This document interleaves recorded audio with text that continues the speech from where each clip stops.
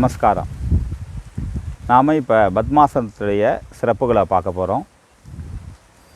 பத்மாசனம் அப்படின்னா தமிழில் தாமரைப்பூ ஆசனம், ஆங்கிலத்தில் லோட்டஸ் ஆசனா, லோட்டஸ் பொசிஷன் சொல்லுவோம். தாமரைப்பூ நீங்கள் எல்லாருமே பார்த்துருப்பீங்க. நீர்நிலையில் குளம் குட்டையில் மண்டி இருப்பார். அதுவும் வெண்தாமரைப்பூ சரஸ்வதிக்கு நிகராக, சாமிக்கு நிகரான, சரஸ்வதி சாமிக்கு நிகராக வெண்தாமரைப்பூ ஒப்பிட்டு சொல்லுவாங்க. இந்த தாமரை தண்டு எப்படி தண்ணிக்குள்ளே இருக்குமோ, தண்ணிக்கு மேலே தாமரைப்பூவும் தண்ணிக்கு உள்ளார அதை தாங்கியிருக்க தண்டு இருக்கும். அதுபோல் இந்த பத்மாசனத்தை செய்கிறப்ப நம்மளுடைய முதுகு எலும்பு தண்டு, ஸ்பைனல் கார்டு நேராக இருக்கும், கூன் முதுகு விழுவாது. தாமரை தண்டு எப்படி தண்ணிக்கு மேலே மலர்ந்துருக்கிறாப்புல இருக்குதோ அதுபோல் இந்த பத்மாசனம் செய்கிறப்ப நம்மளுடைய குண்டலினி ஆற்றல் முதுகெலும்பு தண்டு வழியாக தலைக்கு மேலே 1000 இதழ் தாமரைப்பூ மலர்ந்துருக்கிறாப்புல மலர்ந்துருக்கும். அதனால் இதற்கு பெயர் பத்மாசனம் என்று வந்தது. இப்போ இந்த பத்மாசனத்தை செய்கிறவாசி ஸ்பைனல் கார்டு முதுகெலும்பு தண்டு வழியாக போகக்கூடிய பிராண ஓட்டம் தடைப்படாமல் நன்றாக சர்க்குலேஷன் நன்றாக ஓடும். இதனால் உடல் நோய்கள் நீங்க பெறும், ஞாபகத்திறன் நல்ல ஞாபகத்திறன் கிடைக்கும், பிரெயின் செல்ஸ் நல்ல ஆக்டிவேஷன் ஆகும். இப்போ நம்ம பத்மாசனத்துடைய செயல்முறை விளக்கம் பார்க்க போகிறோம். எப்பொழுதுமே எந்த ஒரு ஆசனத்தை செய்தாலுமே நேரடியாக அந்த ஆசனத்தை தயவு செய்து யாரும் செய்ய வேணாம். அந்த ஆசனம் செய்கிறதுக்கான உடலை தயார் நிலைப்படுத்தக்கூடிய பயிற்சி வார்மப் அப்படின்னு சொல்லுவோம். அந்த வார்மப் செஞ்சுட்டு செய்யலாம். இப்போ பத்மாசனத்துக்குரிய வார்மப்பை நான் செய்ய போகிறேன், பார்த்துக்குங்க. இது எப்படி செய்யலான்னு நீங்களும் முயற்சி பண்ணுங்கள். ஒவ்வொரு வார்மப்பும் ஒரு 10 கவுண்டிங் செய்யுங்க. இப்போ நான் ஒவ்வொரு வார்மப்பாக செய்கிறேன், கவனிக்கணும். பத்மாசனத்துடைய செயல்முறை விளக்கம். பத்மாசனத்துக்கான வார்மப் தண்டாசனம்னு பேர். இதில் ஒரு 10 கவுண்டிங் இருக்கணும். ப்ரீத்திங் இன்ஹேல் எக்ஸல் நார்மலாக இருக்கணும்.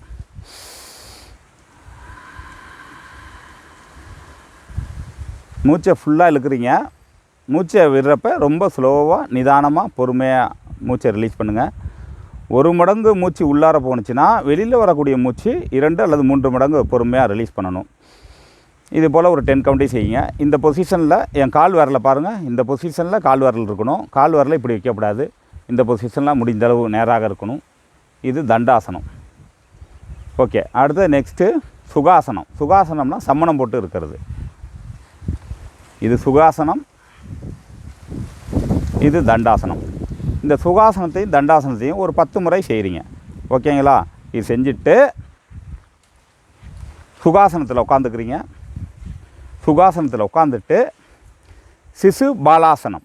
சிசு பாலாசனம்னா ஒரு குழந்தைய, தாய் தன்னுடைய குழந்தைய பாசமாக அன்பாக அரவணைச்சி குழந்தைய தாலாட்டு பண்ணுறாப்புல நம்மளுடைய ரைட்டு வலது பக்க காலை, அந்த வலது பக்க முட்டி அந்த பகுதியில் ரைட்டு, வலது காலுக்கு வலது கை இந்த சைடு சப்போர்ட் கொடுத்துங்க.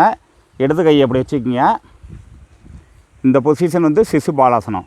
இது ரைட்டு, இது லெஃப்ட்டு, இது ரைட்டு லெக்கு, வலது கைக்கு வலது கால் இப்படி வச்சுக்கிட்டு நல்லா முதுகை கொஞ்சம் முடிஞ்சளவு நேர் பண்ணணும்.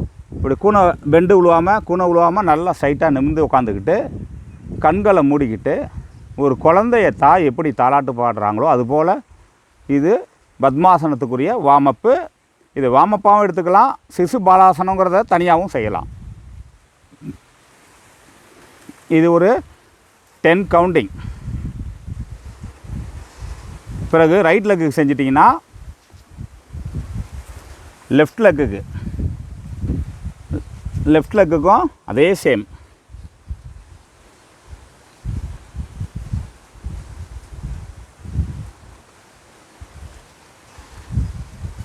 இதில் ஒரு 10 கவுண்டிங். இது பத்மாசனத்துக்குரிய வார்மப்பில் முதல்நிலை ஆசனமாக இது கருதப்படுகிறது. சிசு பாலாசனம், குழந்தை தாலாட்டு ஆசனம் என்று பெயர். இது செய்கிறீங்க. இது செஞ்சு முடிச்சுட்டு வண்ணத்தி பூச்சி கிரியா, பட்டர்ஃப்ளை கிரியா. பட்டர்ஃப்ளை எப்படி வண்ணத்தி பூச்சி எப்படி அழகாக பறக்குமோ அதுபோல் வண்ணத்தி பூச்சி கிரியா அழகாக செய்யணும். வண்ணத்தி பூச்சி கிரியா வந்து எந்த அளவுக்கு நம்ம அழகாக செய்கிறோமோ அந்தளவுக்கு ரொம்ப நல்லது.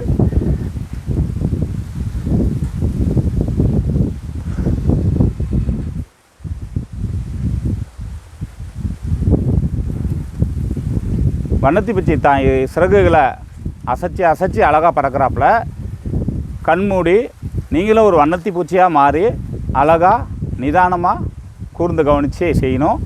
எல்லாருமே எல்லா ஆசனங்கள் வார்மப் ஆசனங்கள் எல்லாமே உங்களால் முடிந்தளவு செய்தால் போதுமானது. 10 கவுண்டிங்கோ 15 கவுண்டிங்கோ 20 கவுண்டிங்கோ செய்தால் போதுமானது. இது வண்ணத்தி பூச்சி ஆசனம். இது செய்கிறீங்க.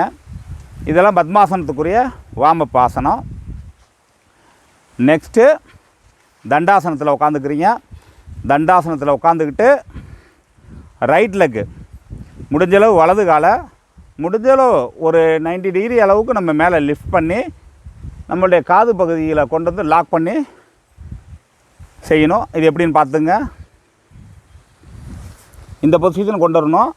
இது ரைட்டு. என்னுடைய வலது கால் வந்து வலது காது பக்கம், வலது காது பக்கம் இங்கே வரணும்.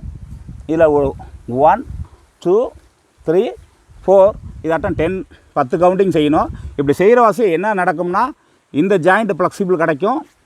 இந்த ஜாயிண்ட்டு இந்த இடம் உள்ள இந்த ஜாயிண்ட்டு ஃப்ளெக்சிபிள் கிடைக்கும். இங்கே உள்ள ஜாயிண்ட்டு இடுப்பு அந்த ஹிப்பு ஜாயிண்ட்டு ஃப்ளெக்சிபிள் கிடைக்கும். இப்படி ஃப்ளெக்சிபிள் கிடச்சி இதில் வைக்கணும். இது 1. இதாட்டம் 5 + 5 10 கவுண்டிங் செய்யணும். மீண்டும் பாருங்கள். 2 இப்படி ஜர்க்கிங் பண்ணணும். 3 இதாட்டம் 10 ரைட்டுக்கு செஞ்சிடணும். அதே சேம் லெஃப்ட்டுக்கும்.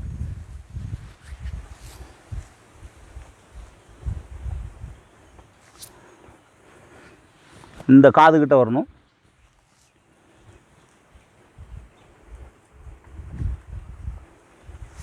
இப்படி செஞ்சதுக்கப்புறம் நமக்கு ஃப்ளெக்சிபிள் கிடச்சிரும். ஃப்ளெக்சிபிள் கிடச்சதுக்கப்புறம் பத்மாசனம் செய்ய போகிறோம். பத்மாசனம் செய்யலாங்களா? ஓகே. பத்மாசனத்துக்கு என்னென்னா ஃபஸ்ட்டு நீங்கள் என்ன பண்ணுறீங்கன்னா தண்டாசனத்தில் உட்காந்துக்கிறீங்க. ஃபஸ்ட்டு உங்கள்கிட்ட ரைட்டு அப்புறம் லெஃப்ட்டு. ரைட்டை வந்து இப்படி வச்சு பார்க்குறீங்க. வச்சு பார்த்ததும் இந்த தைஸு இந்த தொடை பகுதி ஒரு சில பேருக்கு இந்த ஃப்ளோர் பூமியில் டச் ஆகிருக்கும். இங்கே டச் ஆகிருக்கும். ஒரு சில பேருக்கு இப்படி இருக்கும். இதில் கேப் இருந்துச்சுன்னா அவங்க இந்த ஜர்க்கிங் பொசிஷனில் கொடுக்கணும். இந்த கேப்பை வந்து கம்மியாக சில பேருக்கு நல்லா படிஞ்சிடும். இப்போ ரைட்டு படிஞ்சிச்சுன்னா ரைட்டை ஃபஸ்ட்டு வச்சுக்கணும். சில பேருக்கு ரைட்டு படியாது, இப்படியே இருக்கும். லெஃப்ட்லக்கு இடது கால் படிஞ்சிருக்கும். இதில் கேப் இல்லாமல் இப்படி படிஞ்சிருச்சுன்னா எந்த கால் யாருக்கு ஃபஸ்ட்டு நல்லா படியுதோ அந்த காலை ஃபஸ்ட்டு இந்த தைஸில் வச்சுக்கணும். தொடையில் நல்லா வயிற்று போய் ஒட்டி வச்சுக்கணும். இதை பார்த்துங்க எப்படி இருக்குன்னு. ஓகே. இப்போ ரைட்டோ லெஃப்ட்டோ எதுன்னு நீங்கள் தான் கண்டுபிடிக்கணும். இப்படி கண்டுபிடிச்சி ஃபஸ்ட்டு வச்சுக்கிறீங்க. ஓகேங்களா? வச்சுக்கிட்டு எக்காரணம் கொண்டோம் இது வந்து கரெக்டாக வருதான்னு பார்த்துக்கணும். இங்கே கேப்பு பார்த்துக்கணும். கேப்பு ரொம்ப தூக்கலாக இருக்குது அப்படின்னா இப்படி பச்சு பாருங்கள். வரலன்னா இந்த காலை போட்டுக்குங்க. இப்போ இந்த காலோட இந்த கால் கேப்பு எனக்கு கரெக்டாக இருக்குது. அப்போ இதே கால் இருக்கட்டும். வச்சுட்டு ஆப்போசிட்டு ஒரு 10 கவுண்டிங் இப்படி டச் பண்ணுறீங்க. 1 2 3 இப்படி டச் பண்ணணும். டச் பண்ணிவிட்டு இந்த நீஸ் முழங்கால் முட்டி இருக்குது பார்த்தீங்களா? இதை வந்து எக்காரணம் கொண்டு இப்படி மடக்கக்கூடாது. அப்போ என்ன பண்ணோம்னா பென்சில் காம்பஸ் ஃபிட் பண்ணி ஒரு பேப்பரில் ஆஃப் சர்க்கிள் ஃபுல் சர்க்கிள் அரை வட்டம் முழு வட்டம் போடுவோம். ஒரு காம்பஸை பென்சிலில் ஃபிட் பண்ணி ஆஃப் சர்க்கிள் ஃபுல் சர்க்கிள் அரை வட்டம் முழு வட்டம் போடுவோம். அதாட்டம் இதை சென்டர் பாயிண்ட்டாக வச்சுக்கிட்டு இதை இப்படி கீழே ஃபார்வேர்ட் பண்ணணும். கொஞ்சம் முன்னாடி குனியணும். நீங்கள் இப்படியே உட்காந்துட்டு காலை தூக்கக்கூடாது. கொஞ்சம் உங்கள் உடம்பு முன்னாடி ஃபார்வேர்ட் பண்ணிக்கிட்டு இந்த கை பேலன்ஸ் பண்ணிக்கணும். இந்த கையால் கேட்ச் பண்ணுறோம். கேட்ச் பண்ணி இப்படி வரணும். இன்னொரு வாட்டி செய்கிற பாருங்கள். இது நான் உட்காந்துருக்க இடம் சமதர கிடையாது. கொஞ்சம் மர வேர்கள்லாம் இருக்கும். அந்த வேர் இருக்காவசி நான் கால் தூக்குறேன். உங்களுக்கு வீட்டில் இருக்கப்போ நல்லா சமமாக வந்துடும். இது ஒரு மாமரத்து வேருக்கு கீழே உட்காந்து கொஞ்சம் செஞ்சிட்ருக்கேன். மாமரத்துக்கு வேருக்கு கீழே செஞ்சிட்ருக்கோம். இயற்கையாக இருக்கிறதுக்காக இப்படி வரணும். நல்லா புரியுதுங்களா? இப்படி நேராக இருக்கீங்க. இந்த பொசிஷனை தூக்கிட்டீங்க. இப்போ வந்து கீழே அப்படி ஃபார்வேர்ட் பண்ணி இதை கொண்டு வந்து இப்படி வைக்கிறீங்க. வச்சதுக்கப்புறம் ஃபேஸ் வாஷ் பண்ணுறாப்புல பொக்லின் மண் வெட்டுறாப்புல பொக்லினை வச்சு மண்ணை வெட்டுறாப்புல ஃபேஸ் வாஷ் பண்ணுறாப்புல முகத்தை கழுவுறாப்புலன்னு வச்சுக்கிங்களேன். இந்த கையால் இந்த 2 கையால் இந்த காலில் இந்த இடத்த பிடிக்கணும். இந்த கையால் இப்படி பிடிக்கணும். எப்பொழுதும் நிமிர்ந்து உட்காந்துட்டு இப்படி செய்யணும் இல்லை. கொஞ்சம் உடம்பை ஃபார்வேர்ட் பண்ணிங்கள இப்படி வச்சுக்கிட்டு இங்கே இருங்களேன். முன்னாடி குனியணும். முன்னாடி குனிஞ்சு 1 இங்கே டச் ஆகலாம். 2 3 4 இப்படி டச் ஆகிறப்ப கவனிங்க, இந்த இடம் பெண்ட் ஆகும். புரியுதுங்களா?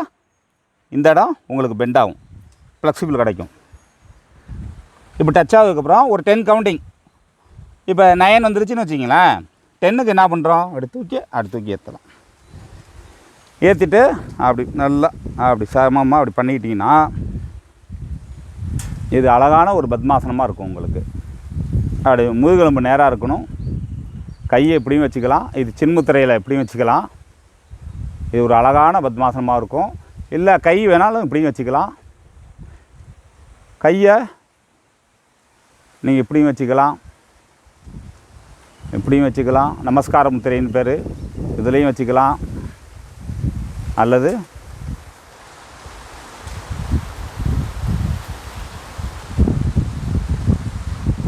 அஞ்சல் முத்திரையில் வச்சுக்கலாம், நமஸ்கார முத்திரையில் வச்சுக்கலாம், சின்முத்திரையில் வச்சுக்கலாம். பத்மாசனம் இப்படி செஞ்சால் பத்மாசனம். இதே நிலையில் தியானம் பண்ணலாம், இதே நிலையில் மூச்சு பயிற்சி செய்யலாம்.